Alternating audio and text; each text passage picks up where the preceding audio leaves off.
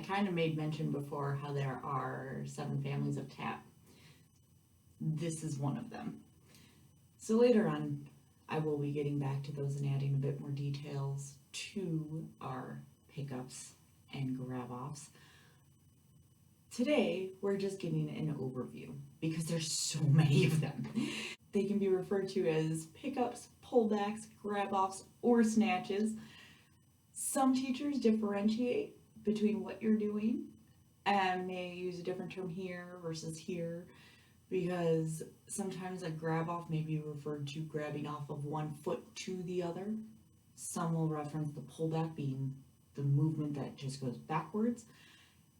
There are a lot of options that you have when executing this. You can do 2 feet back, you can do them singular, you can zigzag with them, you can do circles, you can take them forward and travel side to side, you can go from one foot to the other. You have a whole bunch of different options and things that you can do.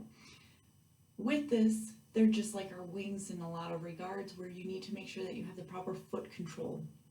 So we practice those drawbacks and those Cincinnatis. I will ask my dancers to practice them on one foot and keep the rubber of their tap shoes on the floor so that they isolate just their toes. So we strength train our toes and our arches to withstand the cleanliness that we need to do our grab-offs.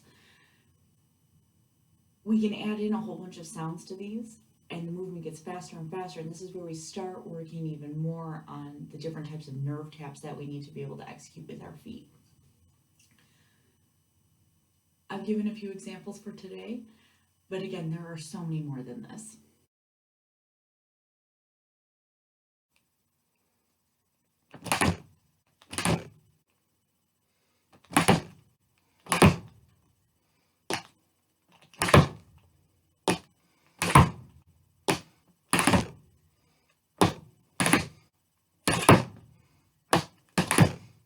I will see you tomorrow.